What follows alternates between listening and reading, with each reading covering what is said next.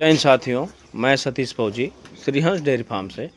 आज मैं आप लोगों से हरे चारे के प्रबंधन के विषय में बात करूंगा कि हरे चारे का प्रबंधन हमें किस प्रकार से करना चाहिए और किस प्रकार से नहीं करना चाहिए।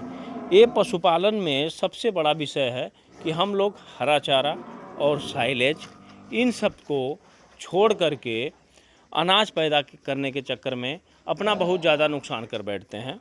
तो इसके मैं पॉइंट टू पॉइंट कैलकुलेशन के विषय में भी आप सबसे बात करूंगा और क्या उचित है क्या अनुचित है उसके विषय में भी बात करूंगा और बात करूंगा ग्राउंड की। आप लोगों को जो उचित लगे अनुचित लगे कृपया करके कमेंट बॉक्स में मुझे बताइएगा। और वीडियो अच्छी लगे तो नया यूट्यूब चैनल है, ग्राउंड की बात मैं आपको हमेशा बताऊंगा। अगर अच्छा लगे तो उसको लाइक करिएगा और सब्सक्राइब करिएगा। साथियों, आज के समय की ही मैं बात करूंगा आपसे। जो आज का समय है, सितंबर का महीना चल रहा है। सितंबर के महीने में लोग हरा चारा लगाना बंद करते हैं। सितंबर में न बरसीम की बुआई होती है, न ही जई की बुआई होती है, न ही मक्खन घास की बुआई होती है। तो जुलाई जून में लगाया हुआ चारा लोगों का ख़त्म हो जाता है सितंबर तक। फिर अक्टूबर और नवंबर का गैप हो जाता है। अक्टूबर नवंबर का गैप होने से ये जो 2 महीने का गैप होता है उसमें हम लोगों का जो ड्राई मैटर या ड्राई भूसा जो होता है उसकी मात्रा बहुत ज़्यादा खपत होती है।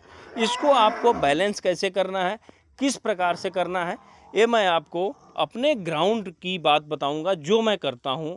और मेरा कभी भी अक्टूबर नवंबर दिसंबर ये 3 महीना का चारा कभी ख़त्म नहीं होता। ये पिछले 3 साल से मेरा प्रैक्टिकल किया हुआ रिजल्ट है। सबसे पहले तो आप समझिए कि सितंबर मतलब 15 अगस्त से 15 सितंबर के बीच में एक चरी आती है। मैं उस चरी की कंपनी का आपको प्रचार नहीं कर रहा। अगर आपका खेत खाली है तो उसको लगा दीजिए। पहला तो मेगा स्वीट और दूसरा स्प्रिंग गोल्ड।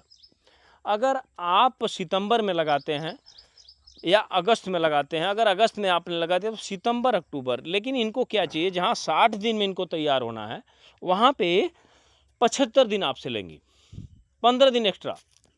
और 75 दिन मतलब ये मान के चलिए कि नवंबर और दिसंबर, अगर 1 बीघा आपने हरा चारा लगा दिया नवंबर और दिसंबर, ये 2 महीने में आपको बहुत अच्छा रिजल्ट देती हैं और बहुत अच्छा चारा इनका निकलता है। हर वर्ष मैं यही करता हूँ। 15 अगस्त से 15 सितंबर के बीच में मैं या तो स्प्रिंग गोल्ड या तो मेगा स्वीट, मैं ये 2 चारे लगाता हूँ। दूसरा क्या है, अगर आप नेपियर लगाते हैं, अगर आप नेपियर लगाते हैं तो ये आप समझिए कि जब आपका जुलाई या अगस्त में हरा चारा ख़त्म होता है, हरा चारा ख़त्म होने के बाद अपने नेपियर को आप काटिए। अगर आपने अगस्त या सितंबर में जब आपका हरा चारा ख़त्म होता है तो आपने अगर उसको काटा तो अक्टूबर, अगर 1 बीघा आपने नेपियर लगाया है तो आप मान के चलिए कि कम से कम अगर 20 एनिमल्स आपके पास हैं तो मिनिमम वो 40 दिन आपका चलेगा, 45 दिन। और शुरुआत अक्टूबर में आपने अगर जई लगा दी तो 15 नवंबर तक आपकी जई तैयार हो जाएगी। तो इससे क्या होगा कि आपका हरा चारा हरे चारे का गैप नहीं होगा। लेकिन मैं आपको कहूँगा कि बरसीम और मक्खन घास इन दोनों को कम से कम कोशिश करिए बुआई करने की, क्योंकि उनमें हरे चारे की मात्रा कम निकलती है और जई में चारे की उत्पादन क्षमता ज़्यादा निकलती है। हम बरसीम बुआई करते हैं, मक्खन घास बुआई करते हैं, उसमें क्या होता है तो अच्छा, लेकिन चारे की मात्रा कम निकलती है। मतलब एक अनाज उसको चारे को अगर कंपटीशन किया जाए चरी से तो उसकी मात्रा बहुत कम पाई जाती है। इसलिए आपको क्या करना है कि वहाँ पे 3 कट, अगर 3 कट जई का बीज आपको मिले तो आप कोशिश करिए कि जई लगाइए।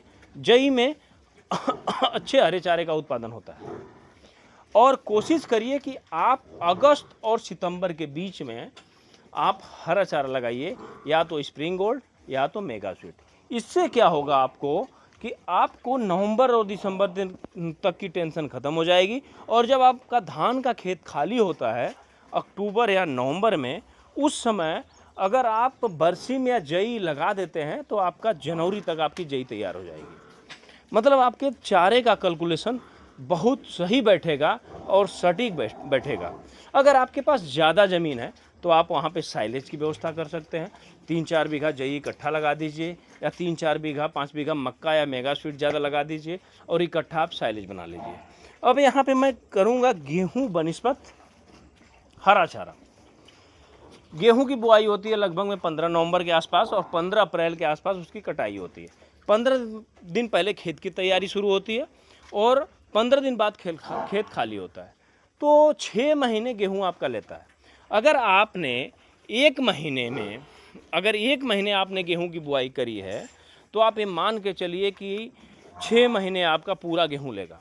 अब 6 महीने में अगर 1 बीघे में 6 महीना अगर गेहूं तैयार होता है तो लागत के अनुसार मिनिमम कटाई, बुआई, ट्रैक्टर की जुताई, पानी, डाई, यूरिया, अगर इन सब का कैलकुलेशन हम करते हैं तो मजदूरी से लेकर के 1 बीघे का 10,000 रुपये आपका जाता है और 10,000 रुपये आपका खर्च हो गया।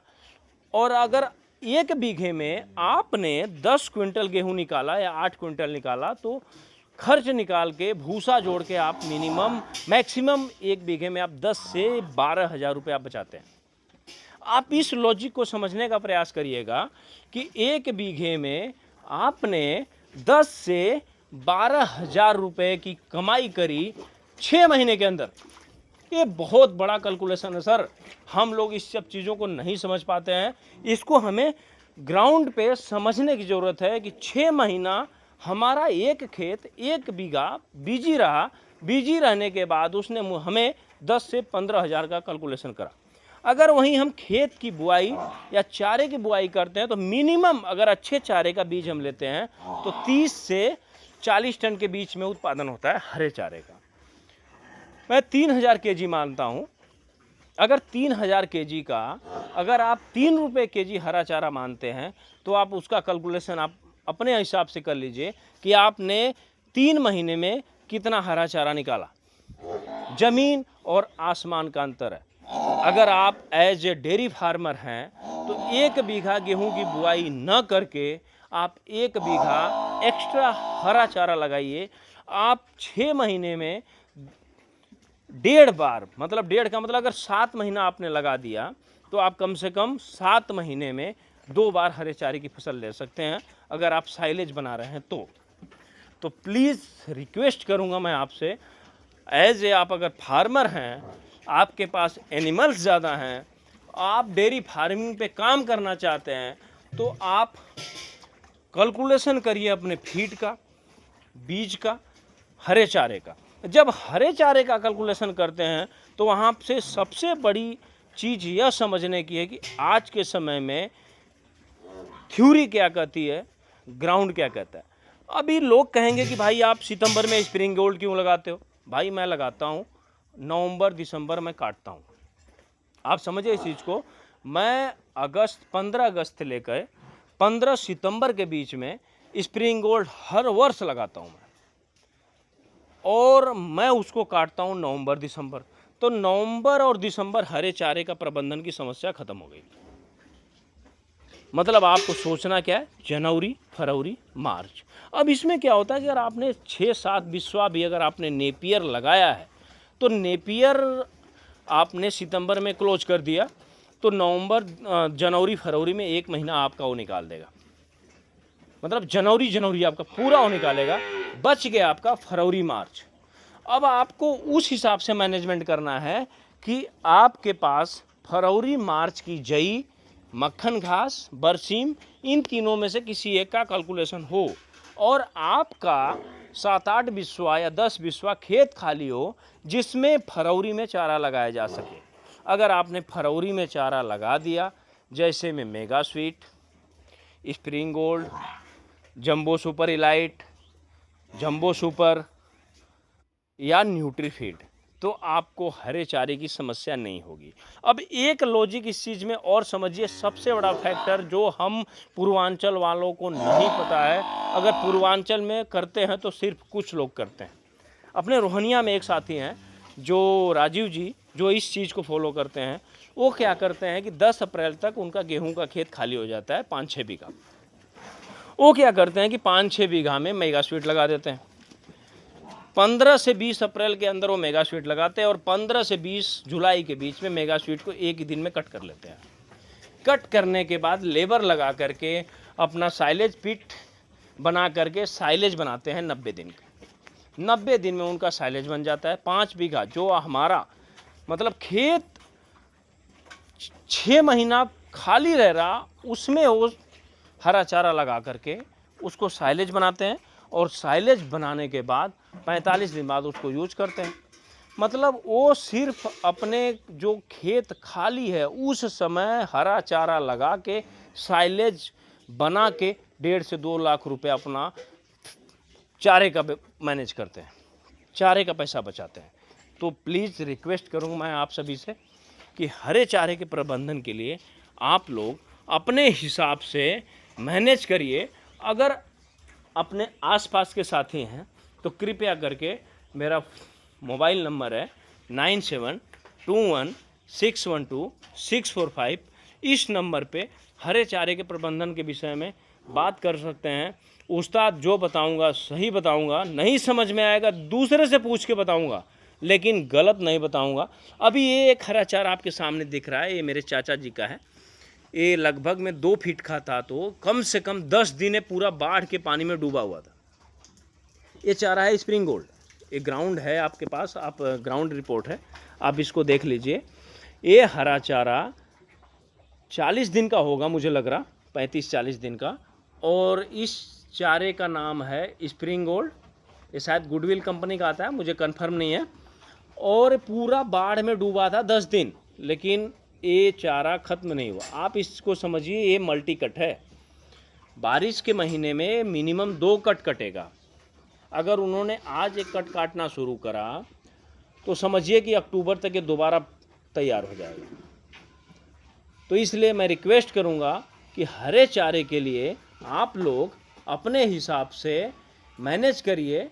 गेहूं से बेहतर हरा चारा है। अगर आप फार्मर हैं तब जितने की आप गेहूं की खेती करेंगे उसका कई गुना आप हरे चारा बुआई करके उससे ज़्यादा पैसा आप बचा सकते हैं। मेरा वीडियो अगर आपको सही लगे तो कृपया करके लाइक करें, सब्सक्राइब करें, और गलत लगे तो मैं आप सबसे अनुरोध करूंगा कि कमेंट्स बॉक्स में सजेशन ज़रूर दें कि भाई मैंने गलत क्या कहा है, गलत क्या बोला है।